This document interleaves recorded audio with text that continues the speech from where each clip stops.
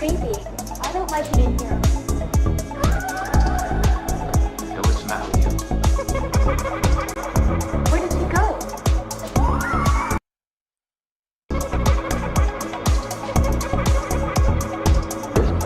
Wild. Put your soul into it.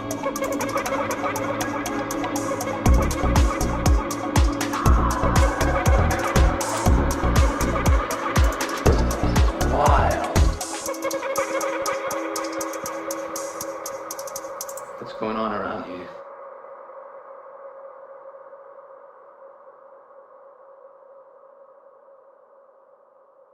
So I actually have always been a psychic child or a highly intuitive child. So somebody that was very impressionable, very sensitive, highly sensitive. Back then, if there wasn't a term for empath or even really psychic children so much. And I was always a kid that had an inner knowing, so much to the point that, you know, I wouldn't even be left alone in certain rooms. I wouldn't cross certain barriers. My mom had always noticed that I had this very deep inner knowing, and I was always very inward. And my dad actually died when I was 15, and he committed suicide. And that was actually the initiation into my ability to have the gifts that I have. And I say that because when my dad died, I actually had highly intuitive messages, extreme messages down to the date, the exact date of when my dad would pass, through spirit messages 3 weeks leading up to his death. That was my initiation into the spirit world at a different level. And it was from my dad's suicide, actually, that inspired my knowing of wanting to understand why he felt the need to leave. And I knew that it wasn't human. I knew that there was not human influence here. And when my dad passed, that was the initiation into understanding that. And I understood suicide from a very different perspective from that point. Moving forward, 10, 15 years, about 6 years ago, I had another initiation. I had a spiritual initiation where I was actually allowed to become possessed. And welcome everyone to Haunting Live Podcast. This week we are live here. Thank you so much for tuning in. We really appreciate you checking us out each and every week, whether you check us out on our social media, on YouTube, and watch our shows there that we post, or on the Rhode Island Broadcasting Network, which rebroadcast our episodes each and every week for us on their station, and that's on Wednesday nights at 10 o'clock. You can check them out. Would be appreciated. Check over there at Rhode Island for us. And also thank you for following us on our social media. We appreciate all the recent subscribers to our YouTube channel. We are growing very quickly. Thank you very much for your interest in our channel and supporting us that way. Today we do have a very special guest joining us from the US. She is a psychic medium and also an eclectic witch, and we're going to be talking to her about a bunch of different topics today that she's into. So let's bring on Natasha, psychic medium, today. Hi Natasha, how are you? Hi, yes, I'm so excited for today. Yes, it's wonderful to have you here. I know you were scheduled for earlier in the year, but you had to reschedule, so thank you for making time to be with us here this week. We appreciate that.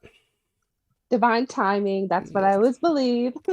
Yeah, divine timing works well for us as well here. We get a lot of things done with that, so thank you for taking your time, though, on this weekend and helping us out here at Haunting Live. But you are a psychic medium and also a witch as well. So we're going to be talking to you about a few different things that you're into this week on this week's episode. And but first I want to talk about the psychic medium part. How did you get into it and what drew you to become a medium? My goodness. I discovered my gift of mediumship when I was just a very young little girl. I was about 8, 9 years old when I started to see. That was my first intuitive gift, was really seeing and feeling the presence. And then it just started expanding from that. It was more so of me just being so sensitive and allowing myself to be open enough, which is what really made me pursue that. I think it was just me simply wanting to understand more of what my experiences were and why I was having these experiences was why I kind of went into this. And about how old were you when you first started having experiences? Was it younger or?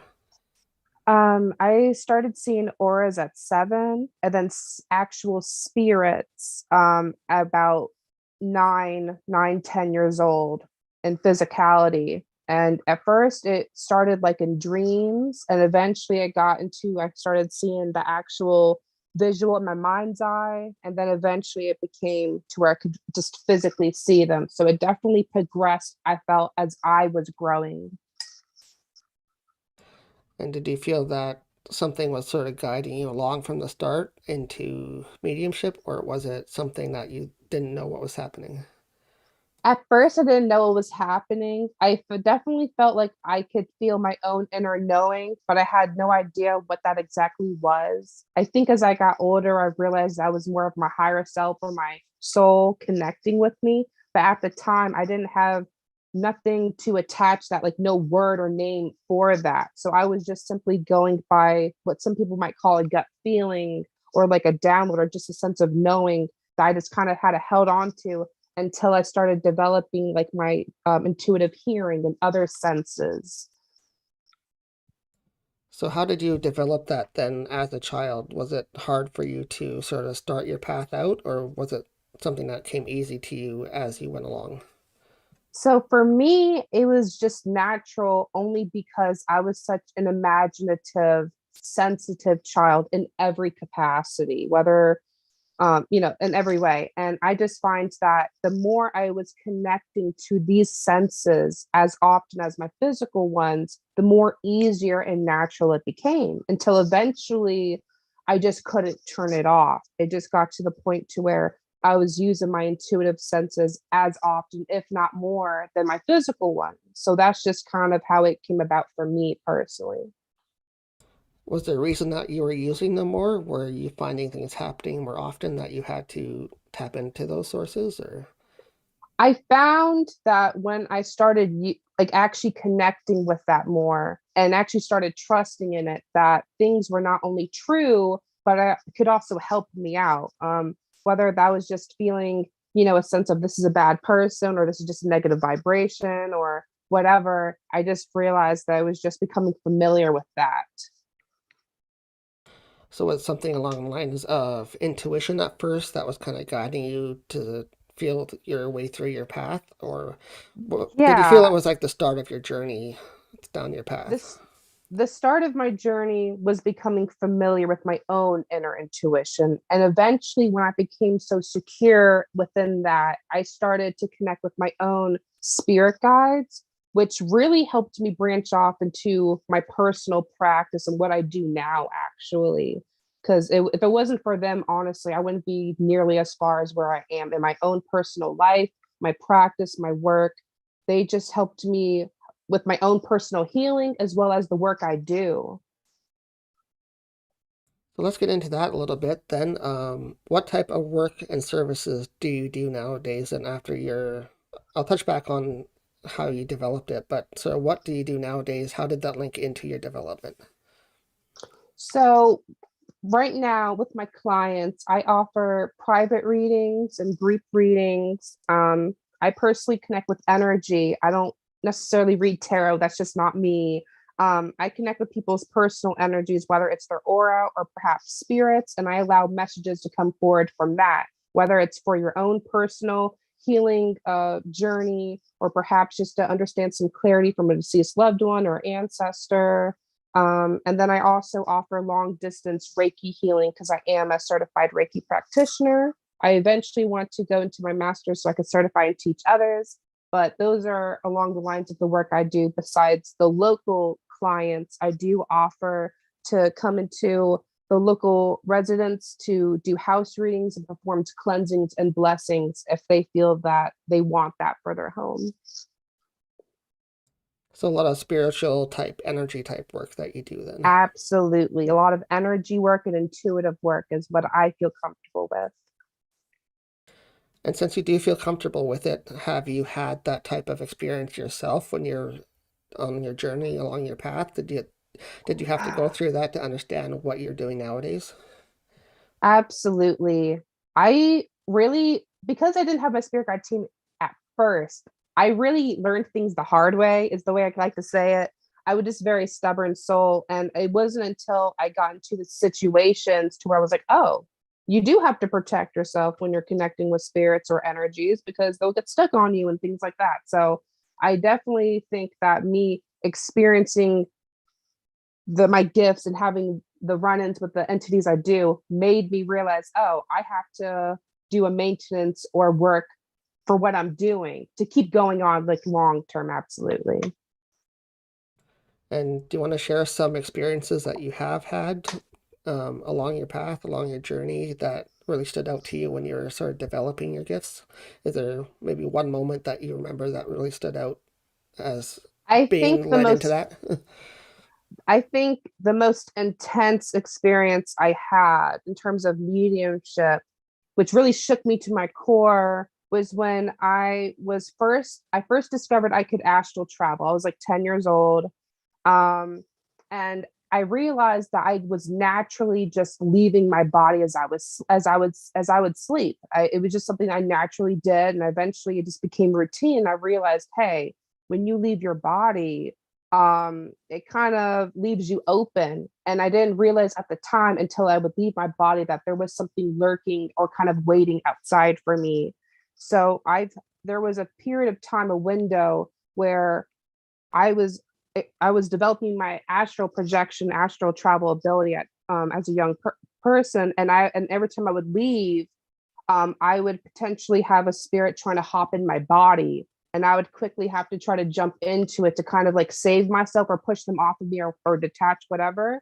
And that was awful. I would go through that for like 2-3 years, back to back night, over and over again, sometimes even sleep paralysis, because I was learning as I went. I had no way of knowing until I experienced these things.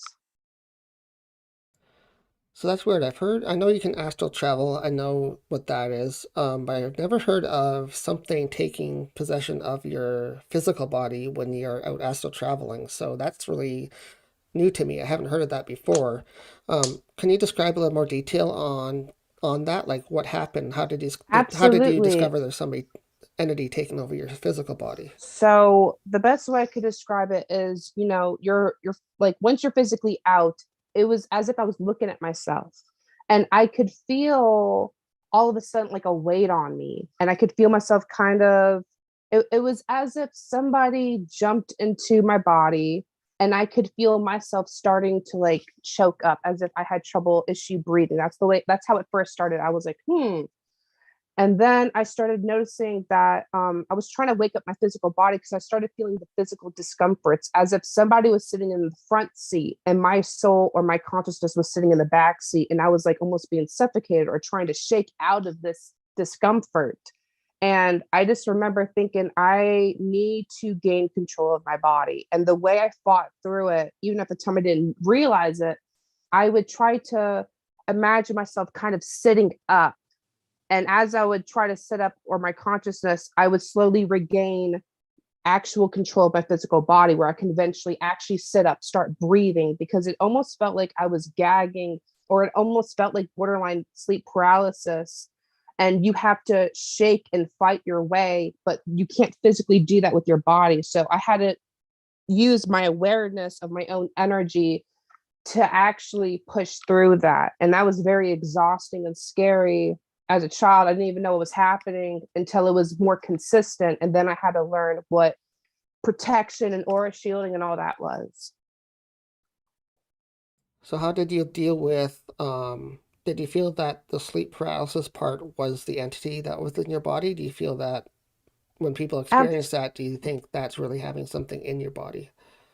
Not always. I do feel that some people may experience sleep paralysis just by simply being in the presence of something else. Sometimes I've noticed some spirits will visit you and kind of try to see if you can kind of get out of that trance. I know that sounds kind of like sick, but I've noticed that some entities are like that. And I felt like that was very much the game of this, of like, oh, you're so intuitive, you're so much light, let's see you push past this. And I felt like throughout the years, they would just try to intensify and intensify it. And it was almost like me working like my spiritual muscles, I felt like, going through it, because it was just ongoing until I actually learned how to shield myself and be direct and focused, intentional with what I was doing. sort of like a lesson for you in spiritual how to deal with that type of energy work. I guess your guys might have been helping you through that as well. Yeah, I honestly feel like they put me through those situations to understand how to come out of them, because now I'm just put with people in weird situations. I'm like, okay, well, let me help you get out of this. So Exactly. It better prepares you for what you do nowadays, day to day, for your client work that you do. So yeah, now. now, yeah. Well, hopefully you're not still having those experiences happen to you at night now, or when you're by yourself, you know what to do and how to protect yourself against it. Not anymore, thank goodness. It really changed when I started developing my own flow and routine and practice for my own self. That's really what the shift was. Yeah, that sounds great. So, going from that, from being a psychic medium and having those abilities and dealing with that as a young person as well, must have prepared you for a lot. How did that translate into you wanting to become a witch, and how did that happen? So it was funny because I was actually learning about the craft and witchcraft and all that as I was learning or trying to understand about my gifts and about the spirit world and all that. I was just doing research or reading what I could.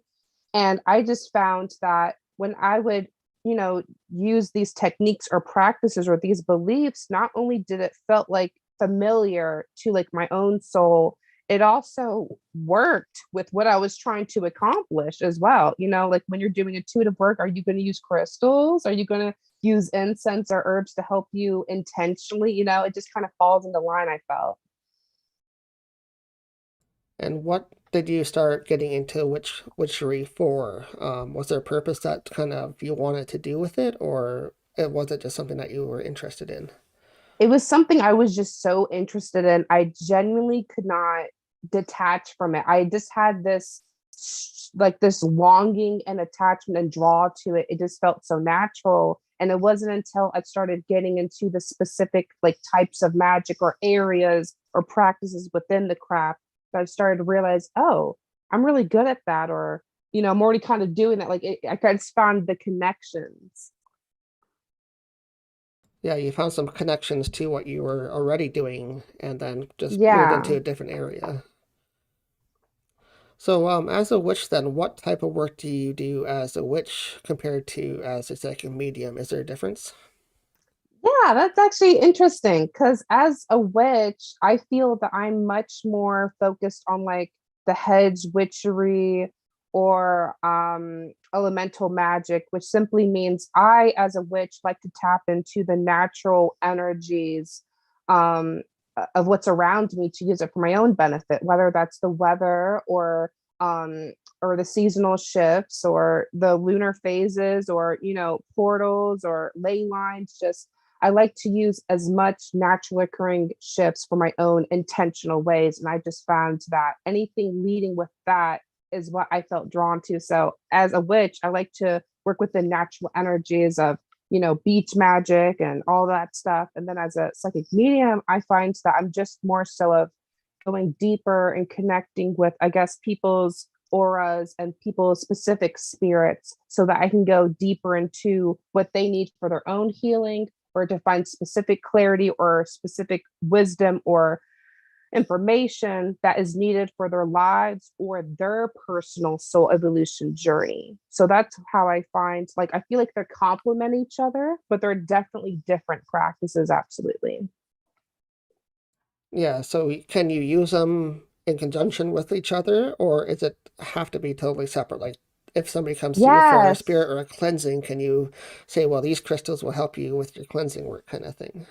Absolutely. I find that I'm always referencing or just kind of speaking or kind of teaching, I feel like a little bit sometimes in my sessions, because I'm always just, I feel like educating people. I really love teaching, but they definitely go hand in hand. Because if you have, a lot of stagnant energy, or you may want to detach from this, that, and a third, you may need to think, oh, I need to cleanse or to banish that influence or cut that tie, things of that. So I definitely think they go hand in hand because it gives me actual techniques and action to take for what they're experiencing. Yeah, no, I just had that thought because, like, a lot of times you said you go in to do cleansing work or protection work or something like that on the spiritual side, but crystals and that kind of work on the witchery side can help people protect themselves from energy as well. So I bet there's times that you just use both together. Absolutely, I do. Like I have like my own like well, I feel like I'm just like, oh, I can use that or that'll help. Yeah. So let's get more in depth into the witch side of things next. So what topics do you sort of briefly described what you do with sort of elemental type energies and crystal energies and stuff like that for the witch side of things. But what specifically do you do? Do you do rituals or do you practice different things on your own, or what kind of things do you practice as a witch? So as a witch, I'm very into connecting with the elemental influences because I feel that they are sort of like the four pillars of like the physical realm, if you will, earth, air, fire, water, and spirit. And I just find that I like to use those connections either for manifesting or releasing or empowering or transmuting. It's just, I like to use it within every angle I possibly can to either fuel or take away from myself that is best.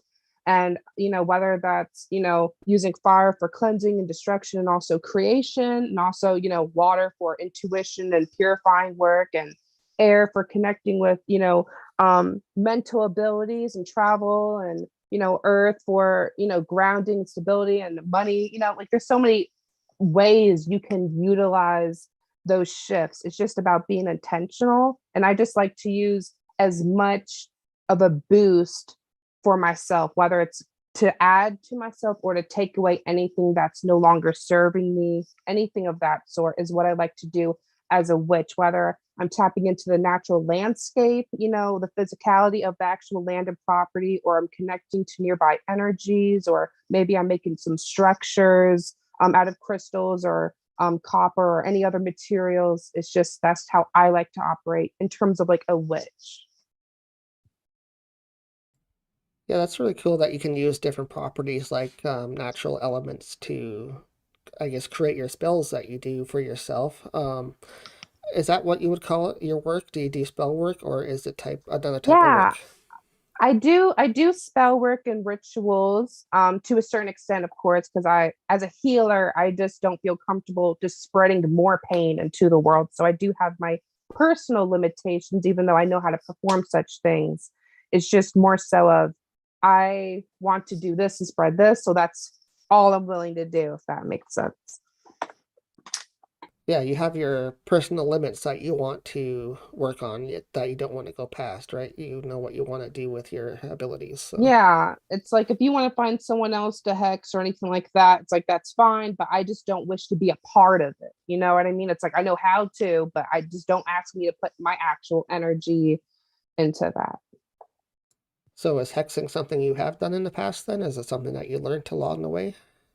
I learned it along the way to understand how to take it apart, if that makes sense, because I just feel that regardless if I agree with that belief or that perspective or whatever, me as an eclectic witch, I rather kind of know a little bit of everything. So even if I don't agree with that, if I run the terms or cross paths with that, I can kind of understand, okay, what am I dealing with? How do I go about this? Things like that. Yeah, definitely best to understand different elements of what you deal with. Same in the paranormal, there's so much out there to deal with that you can't possibly understand everything, but it's good to have a little bit of knowledge about everything that you can learn about. So I guess it's the Yeah, same way in your absolutely. field too. So can you tell us any stories or experiences that you've had as a witch that stand out to you? Maybe something that's happened to you during a ritual or something that somebody may want to maybe not understand fully, or maybe that you can explain a little bit more in detail. Yeah, I think the one that's coming burning in the front of my mind is when I actually did a full moon ritual with my sister and my daughter. And my daughter is like a little girl, like she can't really do much, but we want her to be involved. So we just had her kind of dancing along a circle with us while she was hand drumming so she can add her physical energy to like raise the energy of the cone of power we're trying to do. So we had like a like a foldable table you would get from Walmart, and we would put like our crystals out there and put like our water and stuff like that so we could charge all of that in the full moon. And we were doing like a releasing ritual as well, where we had the things on the table that we wanted to charge, and then we had like a cauldron, a small one, where we could actually burn things that we wanted to just let go of in that night. And then we would dance in way to just release that. And when we were doing all that, I realized that when we were dancing, I would start to get glimpses, because I was focusing on something very specific to release. And as we were dancing, because I was focusing on the outcome, I started tapping into what was coming to me. And at the time I didn't know that. I was just thinking, why am I getting these random flashes?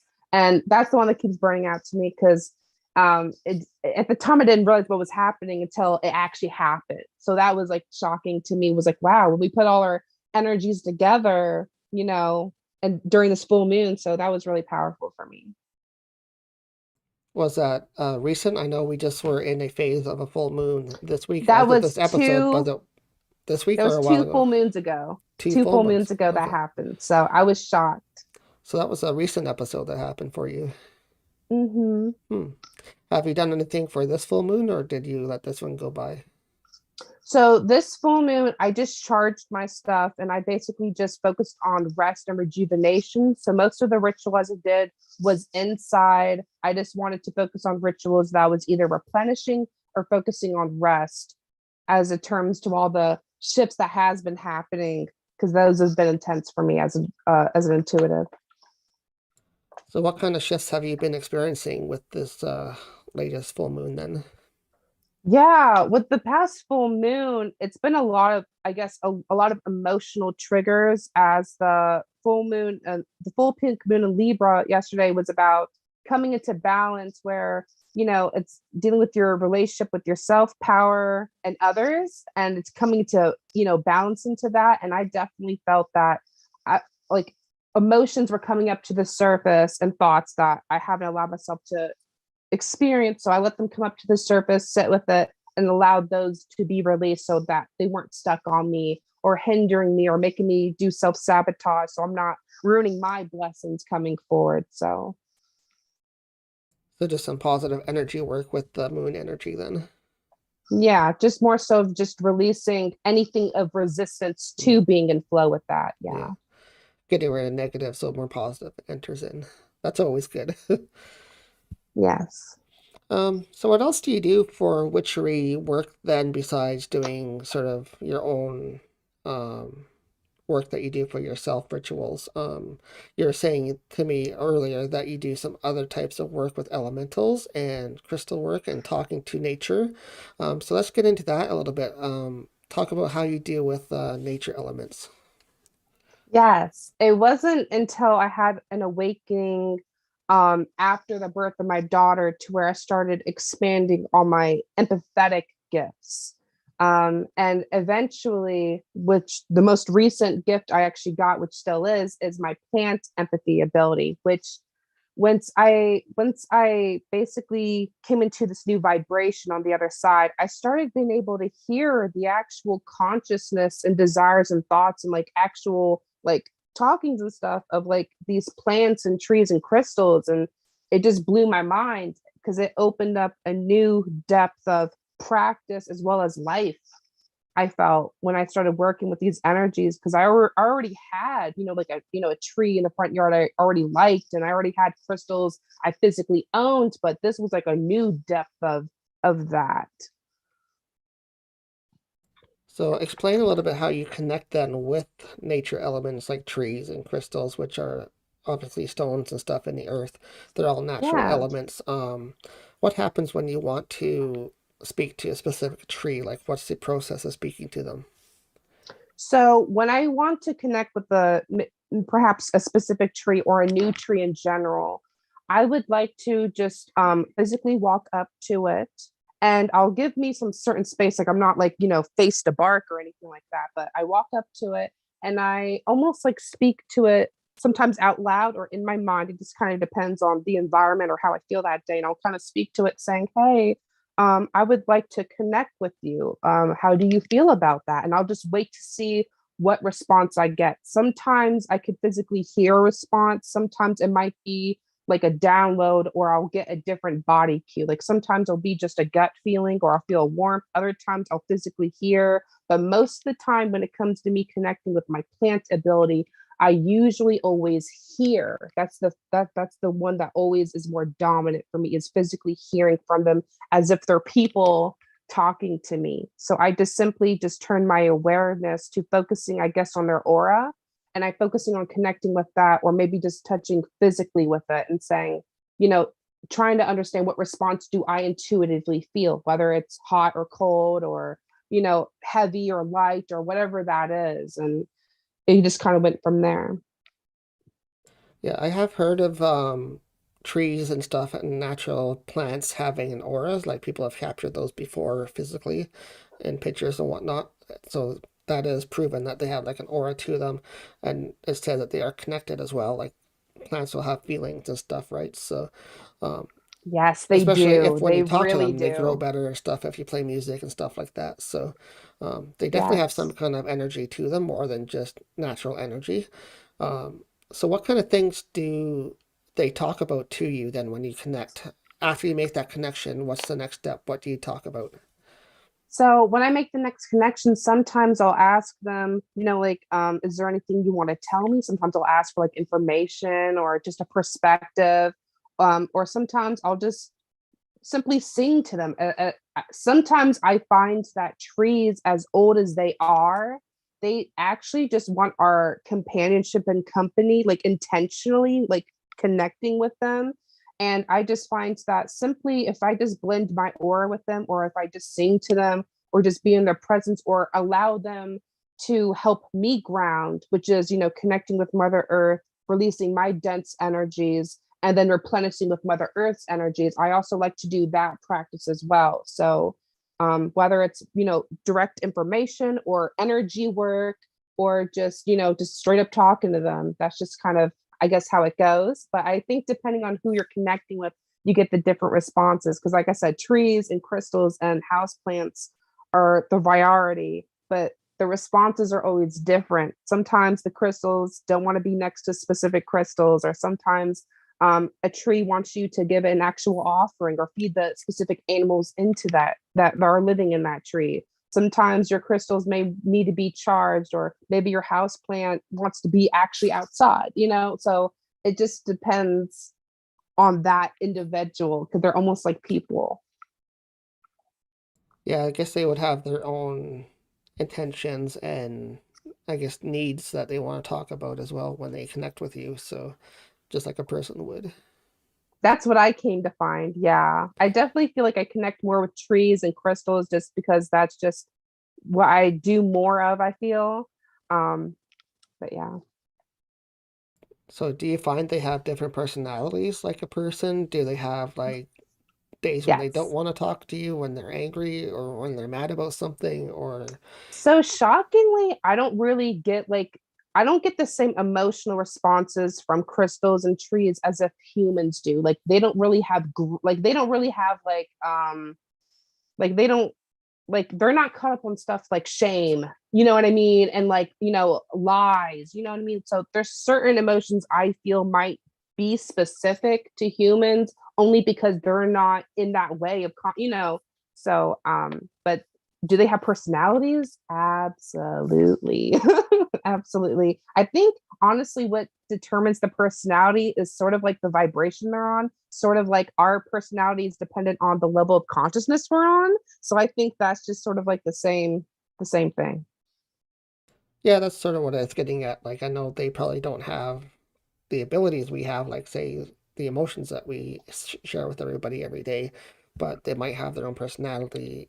Once you connect to them, they might have a certain way of talking to you. Is sort of what I meant. So, Oh, hey, baby. mhm, I'm almost finishing up, okay? mhm. Okay, Yeah, sorry about that. no, that's okay, no problem. So yes, so how do you do work with that then? Is there something that leads you to um, another part of that work, or is it just connecting with them? Is there some outcome once you connect with them? with the trees, right? Yes, yes. Or so honestly, I have sometimes when I connect with them, besides just what we've already spoke on, sometimes I like to leave my body and I like to almost like travel into them and to kind of get downloads from that because that's always been wild to me. Sometimes I can physically see structures or sometimes I can get imprints, I feel like from like residual energies. It's always different because I just find that because I've experimented, I like to do this with different trees in different locations to see how I get this because that's just how I work. Um, but I just find that it's just always different.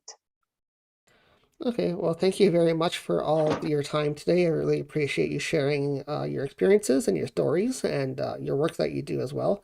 Um, Very intriguing, especially with your native energy or your natural energies that you work with there. So, anything that you're working on currently that you want to promote quickly before we let you go today? Yes, feel free to check out my YouTube channel. I'm digging more into my passion of just teaching and informative spiritual content. So just feel free to look me up, Psychic Medium Natasha. That's it. Just find me on YouTube. Great. Well, it's been wonderful having you here. Definitely go check out Psychic Medium Natasha. She has a lot of stuff on YouTube that she does, and worth checking her stuff out and checking her out. So, thank you again for being here. It was wonderful talking to you. Yeah, thank you. It's a pleasure, honestly. Yeah, we'll have you back sometime for another session. Okay, well, either way, I'm down. You know how to find me now. Yes, definitely. So, thanks again and have a great weekend. All right, Yeah, bye bye. bye.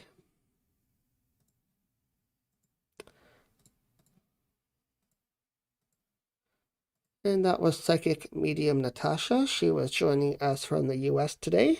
Thank her so much for being here as our guest this week here on Haunting Live, talking about her psychic medium journey, as well as her being a witch and involved in a bunch of different things in the witchery area as well. So, really cool to hear some different stories that we haven't had much on the show here, especially about some nature topics as well that she deals with. So, thank you for her for sharing that with us here this week.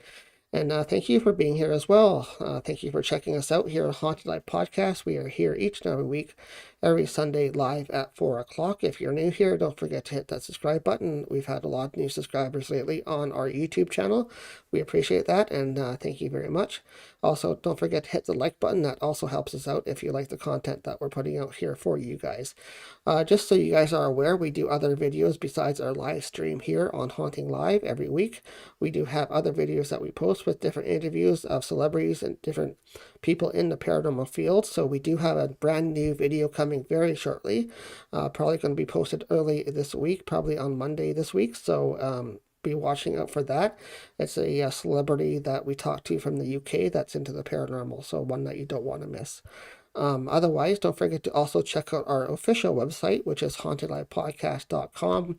We have a bunch of different things on there, such as all of our past episodes here at Haunting Live. You can listen directly on our website, or check out our events that are coming up, which we have an event coming up next week if you're local here in our region where we are. We are in Ontario, Canada, so if you're located close to us, you can come and meet live, and we'll be at an event here locally, selling our merch that we have, and also readings will be available as well. So check out our website for that. That is next Sunday, April 24th. Come down and check that out if you're in the area. We would love to meet you guys in person. And otherwise, we'll be back here next week with a brand new guest. And also, don't forget, if you miss us here live, you can always listen on the podcast apps that we're on as well. Or you guys can check us out on our partner network, which is Rhode Island Broadcasting. They are wonderful, and we've been with them since last year. And they repeat each and every week's episode on Wednesday nights at 10 o'clock on their network. So worth checking that out if you miss us here on Sunday Live. So otherwise, guys, have a great rest of your weekend, and have a great long weekend. And we'll see you guys back here next week for our next week's episode of Haunting Live Podcast. Thank you so much, guys. The intuitive part happens when all of a sudden you realize that you're looking at pictures, right? You're looking at pictures on cardboard that somehow make so much sense to you or your sitter that you can't really explain why, right? Because it's, tarot is a strange thing to do. It's not very logical. When you start to try, to break down why it works. It's one of those things that I would say it shouldn't work, but it does. It wasn't until after I started meditating when I was probably in my 40s or so, because I was on Wall Street. I was getting, totally stressed out. I started meditating every single day just to relax. And after about 12 months of meditation, one day I had a spiritual awakening where all of a sudden I saw 4 spirits in my mind's eye. And I had this dramatic experience, which was absolutely beautiful. And after that awakening, it was really where all of a sudden the door kind of reopened. So this guy, I was giving him, his mother showed me what she looked like, and she was giving me evidence of her life and how she passed and all these things. And he's just acknowledging, yes, I'm not sure, whatever you're not sure of, just write down, you'll remember it later.